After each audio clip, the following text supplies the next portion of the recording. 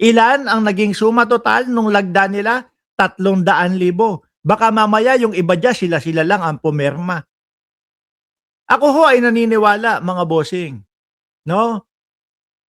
Kung talagang puro, solid at madami pang DDS, 5 oras, 4 na oras, o 3 oras na lang, baka 1 oras lang ho, eh. Yung pirma nila, 1,000,000 na yan. Hmm, baka 1,000,000 na ho agad yan. Eh, kaso ilang araw, 2 buwan, 3 buwan na yatang nagpapapirma. Hanggang ngayon ho, wala pa din mga bossing. Hanggang ngayon po, pirma, o ayun, send daw sa Supreme Court. Ano naman magagawa ng Supreme Court kung madami? At saka tigil-tigilan, pakitigil-tigilan niyo naman yung pagsasabi ninyo, um, na boses ng mamamayang Pilipino. Yang ayan, pinatulan ko na 300, sige legit na lahat 'yan, 'no? Kasi ang buong Pilipino ho, mga kababayan, malapit na po tayong umabot sa 120 million po, mga bossing, oh. Tapos sasabihin nila yung 300,000, eh, boses ng mamamayang Pilipino. Anak ng tutya yun. O, 'di ba, sandali lang, gagawa lang akong pera, ha? Hello, good morning. Mhm, mhm. Good, okay. Yes, ma'am. The gym is open 24/7. Yep, there's a staff there. Uh-huh. Yeah, all all you have to do is to pull the door. That's open. Yes, sir. Yes, sir. Yep, until, they, fix or they, put the lock, I think on Monday or Tuesday. Thank you very much too. Yep, have a good day. Uy, siyempre. Siyempre kailangan ko muna asikasuhin yung negosyo, 'di ba? O yan. O yan, tingnan niyo ho mga kababayan, 300,000 yung kanilang nakalap na pagpapapirma daw po, mga bossing. Tapos ang gusto nilang sabihin, eh, boses na ng mamamayang Pilipino yon. Ano nangyari sa atin? Eh, ibig sabihin niyan, mas madami po yung sumisigaw na ituloy, gawin ng maayos yung paglilitis o pagdinig sa dating Pangulong Duterte. Ako ho, tatanggapin ko mga bossing, kapag ka-acquitted ang dating Pangulong Duterte, tatanggapin ko maluwag. At ako ang mag-explain sa inyo kung i-acquit siya ng ICC. Di ba? Kasi dinaan sa maayos na proseso eh. Kaya lang, yun ang problema nila. 10 taon bago matapos yung maayos na proseso na iyon. At hindi pa nila alam kung guilty ba o acquitted ang dating Pangulong Duterte. Eh, ilang taon na ho ang dating Pangulo? 81 na ngayon. Kung tatapusin yung 10 taon, sabihin na natin, naka-1 taon na siya doon. No? O may 9 na taon pa. Eksakto, 90 anyos. Doon pa lang malalaman. No? Kaya po, yung kampo ng Vice Presidente, ay natatandaan ko talaga ang Vice Presidente pumunta ng Japan eh. Bandang mga buwan ng September, October, November, something on that month. No po? Pumunta ng Japan yan eh. Ngayon, ang iniisip ko, hindi kaya yung pagpunta niya doon sa Japan, eh kinumbinsi, etong non-government ho ito ha. Sabi ni Tony Velasquez, ICC will not acquit Digong versus crimes against humanity. Huwag ka na maingay, sir. Yan naman din ang ano ko. Yan naman din ang tingin ko. Malabo na ma-acquit yun eh. No? Pagaanin na lang natin yung loob ng mga DDS.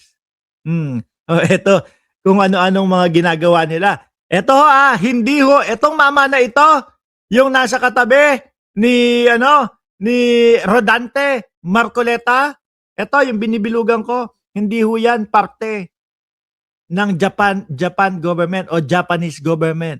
Kumbaga ho, mga bossing, siya gigilid lang, non-government organization ho, no? Siguro kinumbinse ng Vice Presidente, uy, sali ko sa amin.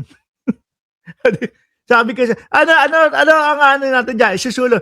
Uwi Tatay Digong uwi Tatay Digong. Kasi mga bossing yung mga pinagsasabi nito, parang hindi naman po alam, no, yung history nung sa dating Pangulong Duterte.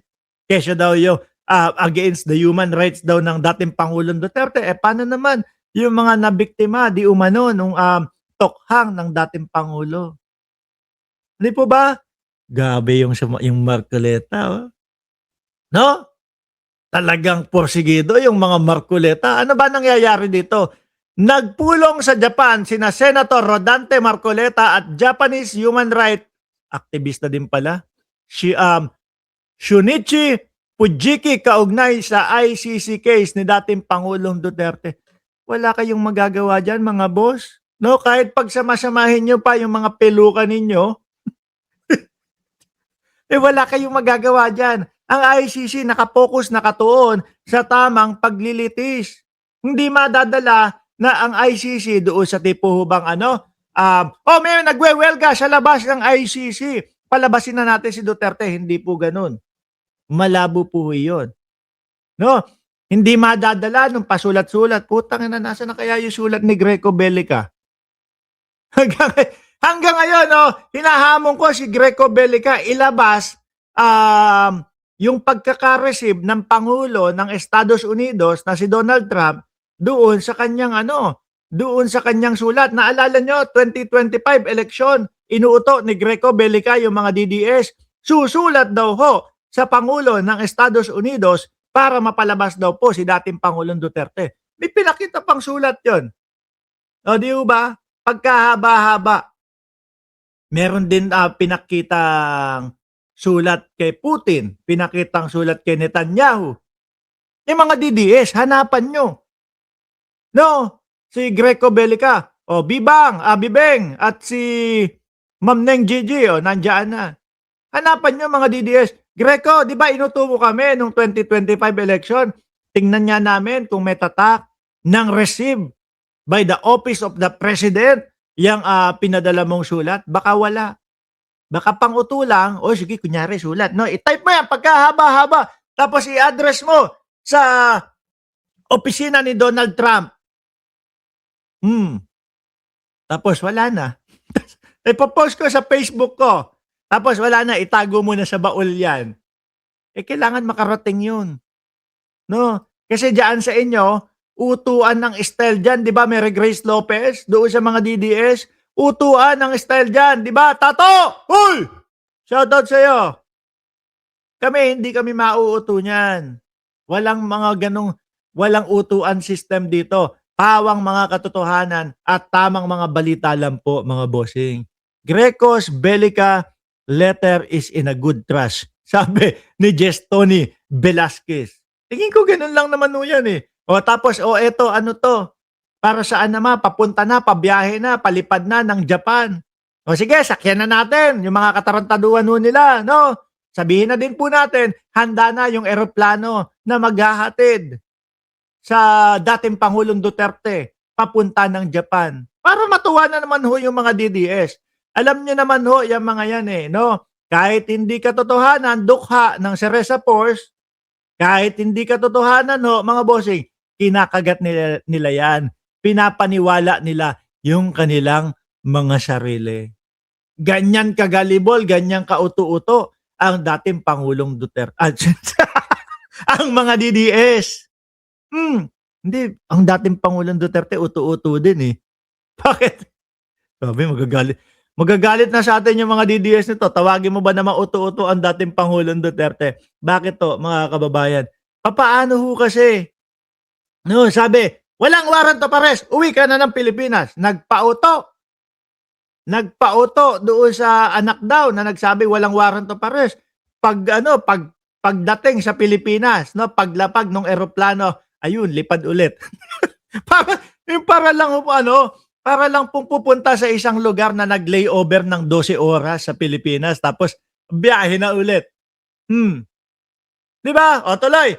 Sa pulong na inorganisa ng Republic Defenders for Peace and Unity, tinalakay ang papel ng Filipino community at ng Japanese House of Councilors sa planong conference upang ipaliwanag sa Japanese community ang issue kaugnay kay FPRRD.